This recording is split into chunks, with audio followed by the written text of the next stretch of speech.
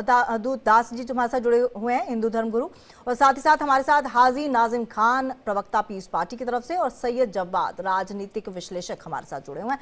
आप सभी का बहुत बहुत स्वागत है। सबसे पहले आलोक वसी आपका रुख कर लेती हूँ, बीजेपी की तरफ से नेता हमारे साथ जुड़े हुए हैं। ये जो हृदय परिवर्तन हुआ है, क्या ये उसका नतीजा तो नहीं है जो हाल ही में मुख्यमंत्री योगी आदित्यनाथ ने एक बयान दिया कि भाई जमीन तो काफी ज्यादा भूमाफियाओं ने कब्जा ली है, लेकिन कोई ले नहीं पाएगा, जल्दी वापस ले लेंगे?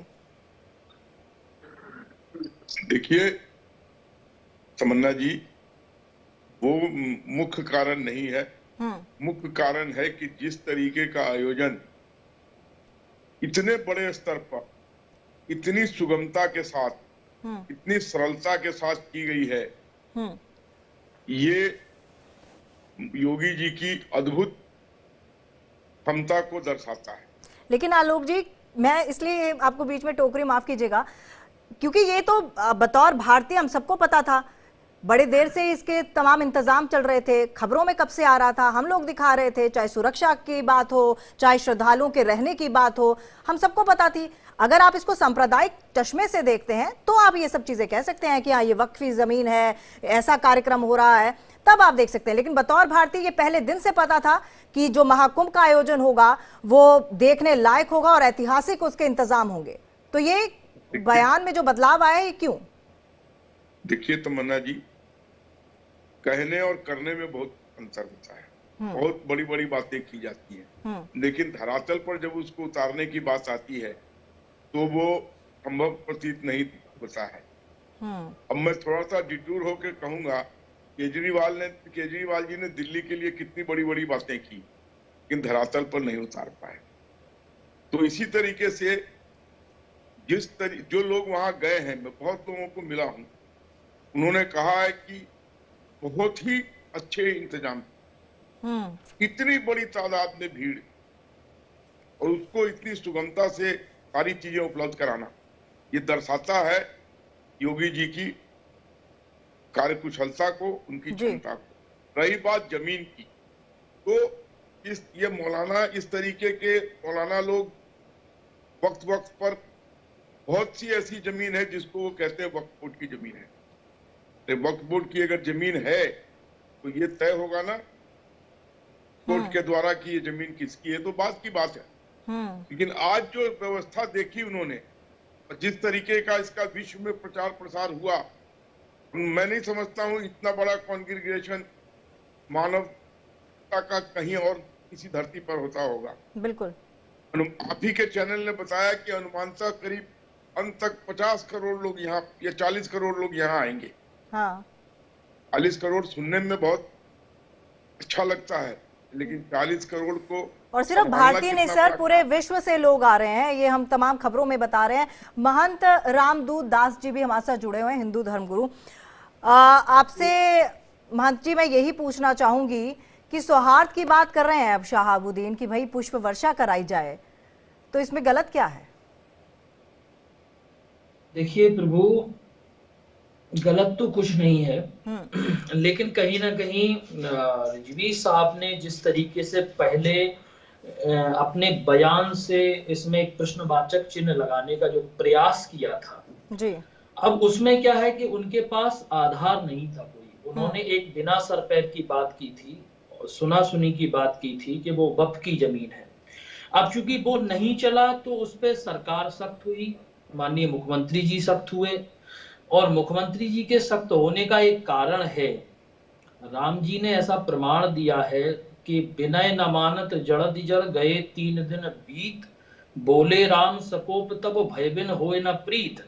समस्या क्या है कि अगर आप उचित हैं, आपके जो तर्क हैं वो उचित हैं, तब तो ठीक है, लेकिन कहीं ना कहीं आप कोई इतने बड़े आयोजन पे प्रश्नवाचक चिन्ह लगा रहे हैं और बिना सर पैर की बातें कर रहे हैं, जिसका इंतजार एक समुदाय नहीं पूरा विश्व कर रहा है। और उसमें कहीं ना कहीं आपने प्रश्नवाचक चिन्ह लगाया और बिना तथ्यात्मक बातें की, तो कहीं ना कहीं सरकार सख्त होगी। जब सरकार सख्त हुई और उन्हें लगा कि कहीं ना कहीं इसमें हमारे साथ बहुत कुछ हो सकता है, तो फिर उसका बखान करने लगे, यशगान करने लगे। इसमें मुझे कोई विशेष हृदय परिवर्तन नहीं लगता है। मुझे लगता है रिजवी जी अपना बचाव कर रहे हैं कि कहीं ना कहीं योगी जी की बड़ाई करके या उनकी वो करके, क्योंकि जितना मैंने रिजवी जी को सुना है, ये नए साल पे फतवा जारी कर देते हैं, कोई नववर्ष मनाता है तो फतवा जारी कर देते हैं, कुंभ पे ये प्रश्नवाचक चिन्ह लगाते हैं, तो इतने जल्दी इनका हृदय परिवर्तन ये सामान्य तो नहीं हो सकता है। हो सकता है कि ये चाहते हो कि हमने जो कृत्य किया उसमें हमारा बचाव हो जाए और कहीं ना कहीं सरकार उस पर कोई केस ना करे, सरकार हमें छोड़ दे, इसलिए सरकार का यशगान कर रहे हो, तो ये एक अलग बात है जी। हाजी नाजिम खान जी, आपके पास आऊंगी। जैसे कि महंत जी बोल रहे हैं, देखिए अविश्वास तो आप मतलब देखा जाए तो उन्होंने खुद ही पैदा कर लिया, शहाबुद्दीन जी ने। पहले आप तमाम प्रश्नवाचक चिन्ह लगाते हैं, कुंभ को लेकर आप तरह तरह की बातें करते हैं, उसके बाद आप बोलते हैं कि भाई पुष्प वर्षा कराई जाए। अविश्वास तो यहीं से हो जाता है। पुष्प वर्षा आप तब क्यों नहीं कराते जब दुर्गा पूजा के दौरान हमारी झांकियां निकलती हैं, जब रामनवमी के दौरान तमाम चीजें होती हैं, गणेशोत्सव के दौरान पथराव किया जाता है, तब ये पुष्प वर्षा क्यों नहीं कराते? अविश्वास तो यहीं से पैदा हो जाता है ना। हाँ तमन्ना जी, देखिए मेरी आवाज अब तक आ रही है जी? हाँ तमन्ना जी, देखिए अभी आपने झांकी की बात करी, आपने शोभा यात्रा की बात करी। देखिए अगर मुहर्रम जब निकलते हैं तो मुहर्रम में कोई भी मंदिरों को ढका नहीं जाता है, और लेकिन जब शोभा यात्राएं निकली जाती है तो मस्जिदों को ढक दिया जाता है। इससे बड़ा प्रमाण और क्या होगा मुल्क के अंदर। और रही बात यह कि जिस तरीके की बात यहाँ पर कही गई है कि यहाँ पर के विदेशों में भी हमारे मुल्क की तारीफ होती है, तो देखिए हमें बड़ा फक्र महसूस होता है कि हमारे भारत के मुल्क विदेशों के अंदर तारीफ होती है। लेकिन वही भारत के अंदर रहने वालों के साथ क्या हो रहा है, ये भारी मुल्क वालों को नहीं पता। सर क्या हो रहा है, थोड़ा डिटेल में बताइएगा क्या हो रहा है। हाँ तमन्ना जी, मैं वही बताना चाह रहा हूँ। अभी जिस तरीके से मौलाना शहाबुद्दीन रिजवी साहब का एक बयान था कि जहां पर कुंभ हो रहा है वो वक्फ बोर्ड की जमीन है, ऐसा उन्होंने कॉल थी। उन्होंने कहा कि सरताज ने दावा करा, लेकिन फिर कुछ समय बाद सूबे के वजीर आला का एक बयान आता है, वो कहता है कि 1-1 इंच ले लूंगा, खाल उतार के ले लूंगा। ऐसा बयान जब सूबे के वजीर आला का आएगा तो फिर क्या होगा? मुझे ऐसा लगता है कि जो संवैधानिक सर वक्फ बोर्ड तो ऐसा हो गया जैसे बच्चा होता है ना, किसी मेले में जाता है तो बोलता है मुझे ये चीज चाहिए, किसी पे भी नजर मिले, वैसे ही वो हो गया कि भाई ये जमीन है, ये वक्फ बोर्ड की है, ये वैसा ही हो गया है। तो अगर देखिए, अगर आप भारतीय, फिर मैं वही कहूंगी, अगर आप भारतीय की नजर से देखेंगे तो कश्मीर से कन्याकुमारी तक जमीन हमारी है, लेकिन अगर आप सांप्रदायिक चश्मे से देखेंगे तो जहां पर आप बैठे हैं ना वो भी जमीन आपकी नहीं है। हाँ तमन्ना जी, वाकई में आपने बिल्कुल सही कहा कि जहां मैं बैठा हूँ वो जमीन मेरी नहीं, वो भारत की जमीन, और भारत की जमीन पर हर भारतीय नागरिक का हक है। हाजी नाजिम का भी हक है और तमन्ना जी आपका भी हक है, क्योंकि आप हम सब भारतीय हैं। और रही बात यह कि अभी आपने वक्फ बोर्ड की जमीन की बात करी तो अभी मुझे अजमेर शरीफ की भी बात याद आ जाती है। वहां पर एक याचिका दायर करी जाती है अजमेर की दरगाह पर, और फिर उसके बाद कुछ दिनों बाद मुल्क के वजीर आजम वहां पर चादर चढ़ाने के लिए भेज देते। तो ऐसा मुल्क के हालात हो रहे हैं। तो मुझे फिर वही एक शेर याद आ जाता है कि चलती बंदूक के दहाने पे है। तमन्ना जी हमको मालूम है हम निशाने पे। लेकिन इसमें गलत क्या है, चादर चढ़ाने। तमन्ना जी अभी आपने कहा कि हाजी नाजिम जहां बैठे कि यहाँ पर ये जमीन भी आपकी नहीं है, यानी कि आपने मेरी देशभक्ति के प्रमाण को चैलेंज करने की कोशिश करी है। आज आपने जो कहा है कि हाजी नाजिम ये जमीन आपकी नहीं, मुझे बड़ा सर मैंने कहा कि अगर आप अपने आप को भारतीय मानते हैं तो कश्मीर से कन्याकुमारी तक जमीन आपकी है, लेकिन अगर आप सांप्रदायिक चश्मे से देखते हैं तो वक्फ बोर्ड की आप बोल देते हैं। हाँ, ये गलत। तमन्ना जी अब मुझे आपको सर्टिफिकेट दिखाना पड़ेगा कि हाँ मैं भारतीय हूँ। और देखिए मेरे बुजुर्गों ने जो इस मुल्क को आजाद कराने के लिए हंसते हंसते फांसी के फंदे चूमे थे, आज भी हम लोगों के सीने पर जलियांवाले गोली के निशान है। तो शायद हमको ऐसा लगता है कि हमारे बुजुर्गों ने मुल्क को आजाद कराने के लिए जो कुर्बानियां दी है उसका परिणाम आज हम लोगों को अपनी देशभक्ति साबित करने के लिए दिया जा रहा है। और रही यहाँ कुंभ के मेले की बात, देखिए कुंभ का मेला है, यहाँ होना चाहिए, लेकिन कुंभ के मेले में जिस तरीके से एक समुदाय को टारगेट किया गया कि यहाँ पर दुकानें नहीं लगाई जाएगी, इस तरीके से मुसलमानों का बहिष्कार करने की बात करेंगे।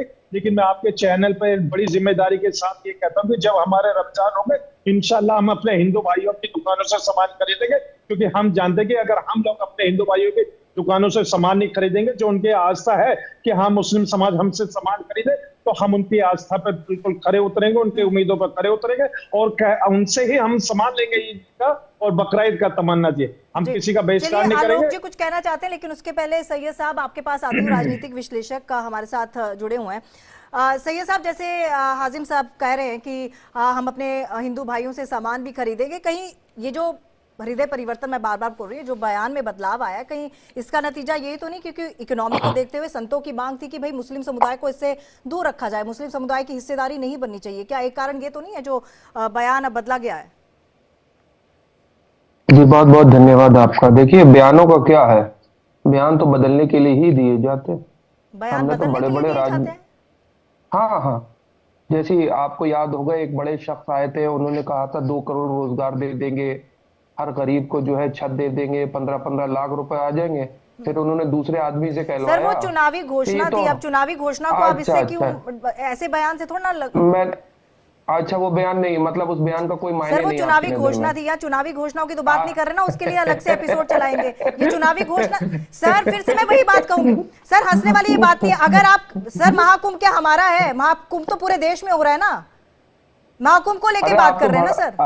मैडम इसीलिए आप कह रहे थे कि बयान बदल लिया। बयान बहुत से लोगों ने बदले हैं, और ऐसा मत कहिए कि सिर्फ एक ही शख्स ने बयान बदले हैं। हमने तो बहुतों को बयान बदलते हुए देखा है। बहुत चुनावी घोषणाओं की, जब चुनावी घोषणाओं की बात होती है हम सबको कटघरे में खड़ा करते हैं। जब चुनावों को लेकर कोई प्रोग्राम या कोई डिबेट होता है तो उसमें भी हम आपका बात करते हैं। चलिए आप मुझे सीधे सीधे शब्दों में बताइए कि क्या मतलब था शहाबुद्दीन जी का ये पहले कि ये वक्फ बोर्ड की जमीन है और हमने दे दी है, हम बहुत बढ़िया काम कर रहे हैं, और अब वो कह रहे हैं कि पुष्प वर्षा कराएंगे। क्यों इतना बदलाव आया? हृदय परिवर्तन की बात कर रही हूँ। देखिए ये तो शहाबुद्दीन साहब ही बता पाएंगे, और आपके चैनल पे उन्होंने 2-3 बार आकर के सफाई भी दी और बताया भी कि भाई क्यों उनका हृदय परिवर्तन हुआ है। हो सकता है भारतीय जनता पार्टी कुछ ऐसे लोगों को ही प्लांट करती हो कि ऐसे मौके पे ऐसे जवाब दो और उसके बाद जो है अपना ध्रुवीकरण और राजनीति करो। देखिए महाकुंभ जैसा एक पवित्र जो है वो संगम हो रहा है, और उसके लिए सभी को मेरे दिल से जो है वो सभी को हार्दिक शुभकामनाएं। लेकिन इसके पीछे जो राजनीतिक षड्यंत्र कर रहे हैं लोग, उसके पीछे अपनी राजनीतिक रोटियां सीख रहे, यही भारतीय जनता पार्टी के लोग करते हैं आकर के। अब तो वो किस धार्मिक ऐसा कोई आयोजन नहीं होता जिसके पीछे जाकर के भारतीय जनता पार्टी के लोग राजनीति ना करते हो। कहाँ देखा आपने? इससे पहले भी आपने देखा जब कांवड़ यात्रा हो रही थी तब एक फरमान आ गया कि इनका बहिष्कार करो, नेम प्लेट लगाओ। उसके ऊपर आधे लोग जो थे अपनी वाहवाही कर रहे थे। क्या योगी जी ने मास्टर स्ट्रोक मार दिया। यही जब बुलडोजर लेकर के चढ़ दौड़ते थे हर जगह पे, लोग कहते थे वाह क्या बुलडोजर बाबा का मास्टर स्ट्रोक है। फिर सुप्रीम कोर्ट ने थप्पड़ बजाए, उसके बाद जो है अब कोई उनको बुलडोजर बाबा नहीं कहता।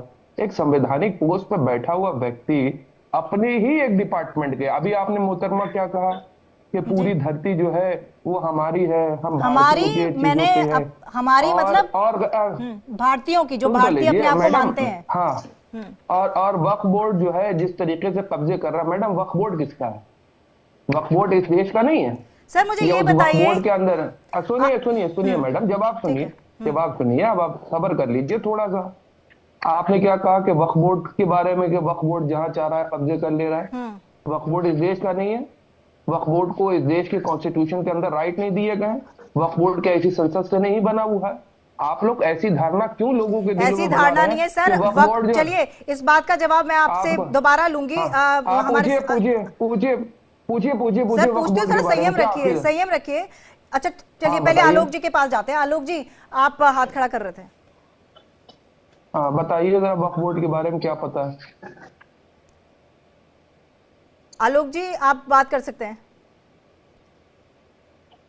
आलोक जी तक आवाज। हाँ। जी मैं हाजिम भाई से पूछना चाहूंगा और जवाहर साहब से भी कि जो कुछ मुस्लिम नेताओं ने बयान दिए थे कि रमजान में और बकरीद में मुसलमान सिर्फ मुसलमानों से ही सामान खरीदें, उसी के बाद इस तरीके के बयान आए कि हिंदू भी मुसलमान के यहाँ से कुछ नहीं खरीदेंगे। पहल इन्होंने की थी, इनके नेताओं ने किया था, इनके मौलवियों ने किया था। अच्छा, बाद इस और जो संवैधानिक पोस्ट पे बैठे हुए लोग हैं वो क्या है? नहीं, जो संवैधानिक पोस्ट पे बैठे हुए लोग हैं, वो जो मौलाना है कोई संवैधानिक पोस्ट पे तो नहीं बैठे, ना वो कोई सांसद है, ना वो कोई मंत्री है, ना वो सरकार चला रहे हैं, ना फतवों से सरकार चलती है। संवैधानिक पोस्ट पे बैठे हुए व्यक्ति अगर ये बयानबाजी करने लगेंगे तो आप बताइए देश का मुस्तकबिल का। अच्छा, आप कह रहे पहल इन्होंने करी, किस संवैधानिक आपने वो बैठे हुए सुनिए व्यक्ति सुनिए ने- सुनिए, किस अरे अरे एक संवैधानिक सेकंड पोस्ट एक पे सेकंड, बैठे हुए व्यक्ति ने ऐसा बात कहा? अभी किस अभी बता रहा संवैधानिक हूँ, पोस्ट अभी पे बता रहा बैठे हुए हूँ। अब आपने मैं ऐसी आपको हिंट दे रहा बात हूँ, की बात कही। मैं आपको हिंट दे रहा हूँ, नाम बताइएगा। शमशान और कब्रिस्तान कपड़ों से पहचान लेते हैं, ये बताइए किस शख्स का बयान है? 80 और 20 ये किसका बयान है? हमने ये बताइए। 15 और- मिनट पुलिस 15 मिनट के लिए पुलिस हटा लो, हम पूरे देश को रोक देंगे। ये और वो किसने जो कहा अभी थी था? उनका 5 मिनट के लिए पुलिस हटा लो। और औरंगजेब की मजार पर और जाके फूल जिन किसने साहब ने चढ़ाए कहा, थे? इस्तकबाल सुनिए किसने सुनिए, किया जिन था? साहब ने कहा चादर किसने चढ़ाया उनके था? ऊपर केस हुआ, और कितने लोगों पे केस हुआ। अभी वहां महाराष्ट्र का एक मंत्री जिस तरीके से लफंगई भाषा यूज कर रहा है, उसके लिए आपने क्या कर लिया? बताइए क्या करेंगे आप? कब सस्पेंड करेंगे? कानों में रुई ठूस के बैठे हुए हैं, संवैधानिक पोस्ट पे बैठे हुए हैं, और जो लोग बोल रहे हैं ना उनके खिलाफ कार्रवाई कौन करेगा? पार्टी ने कार्रवाई किनारा कौन कर करेगा? लिया है। आप रहने की और बात आपके कर रहे हैं, अभी रहने की बात अभी कर रहे दिल्ली हैं। के अंदर उसके बयान दिल्ली से के पार्टी अंदर ने जो किनारा मुख्यमंत्री कर लिया चेहरा है, जिसने महिलाओं के लिए आपत्तिजनक बात करी, क्या करेंगे उनके लिए आप? आपकी पूरी पॉलिटिकल पार्टी के अंदर एक से एक लफंगे भरे हुए हैं जो महिलाओं का अपमानित करते हैं। और समझ लीजिए, अच्छा रुकिए, चलिए चलिए एक सेकंड रुकिए, एक सेकंड रुकिए, भगवान एक सेकंड एक सेकंड, आलोक जी, महंत जी कुछ कहना चाहते हैं। रामदूत दास जी, महंत रामदूत दास जी, जल्दी। 10 सेकंड अरे रुक भारतीय जाइए, जनता पार्टी हमारा भी के तो सुन लीजिए सांसद ना, ने 10 सेकंड रुक अभी जाइए। सुन लेंगे महाराज, 10 सेकंड। अरे भारतीय जनता पार्टी से मैडम भाग जाएगी। एक शख्स ने भगवान श्री राम जी के बारे में, भगवान श्री हनुमान जी के बारे में, भगवान श्री कृष्ण के बारे में संसद के अंदर अपमानजनक टिप्पणी करी और भारतीय जनता पार्टी ने उसको बाएं फैला करके अपनी पार्टी में ले लिया। माता सीता के बारे में जो टिप्पणी करी गई थी उनको आज तक आपने जो है नहीं निकाला। उसके बाद जो है जो भगवान हमारे श्री राम जी के बारे में टिप्पणी थी, हनुमान जी की लोग जाति बता रहे महंत थे, जी जल्दी उसके से बाद अपना जो है रिएक्शन भगवान- दे दीजिए, उसके समय लिए ज्यादा क्या है करा नहीं। आप लोगों ने? सिर्फ एक ही दिखते हैं आपको और